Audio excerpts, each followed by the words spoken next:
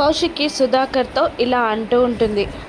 రాధక్క మాట కాదని మన ఇంటికి పని చేయడానికి ఎవరొస్తారు బాబాయ్ అని అంటూ ఉండగా అప్పుడే రూమ్లోకి వస్తున్న జగదాత్రి కేదార్లు ఆ మాటలు విని ఇలా అంటూ ఉంటారు. వదిన, మా స్కూల్లో పనిచేసే ఆయమ్మ వస్తుంది అని అంటూ మొత్తం వివరించి చెప్తారు. ఒప్పుకుంటుంది కౌశికి. తెల్లవారగానే ఆటోలో ఒక పల్లెటూరి వేషధారణలో రాగిని ఆ ఇంటికి పని మనిషి రూపంలో వస్తుంది. రాగానే తనకి తానే పరిచయం చేసుకుంటూ ఉంటుంది రాగిని.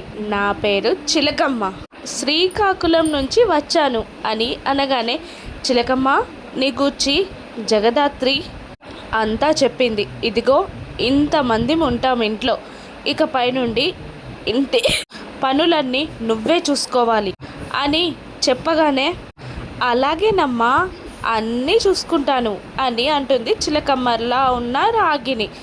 ఇదిగో ఈయన మా బాబాయ్ గారు అని కౌశికి పరిచయం చేయబోతుండగా, నాకెందుకు తెలియదు సుధాకర్ గారు, బావగారు బాగున్నారా అని అడిగేస్తుంది రాగిని.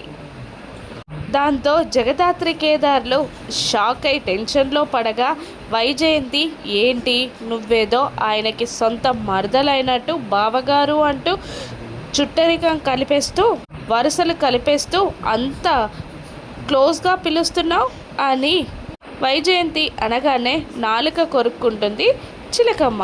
ఈ మ్యాటర్ని జగదాత్రి ఎలా కవర్ చేస్తుంది? ఆ ఇంట్లో చిలకమ్మలా మెదక్కలదా?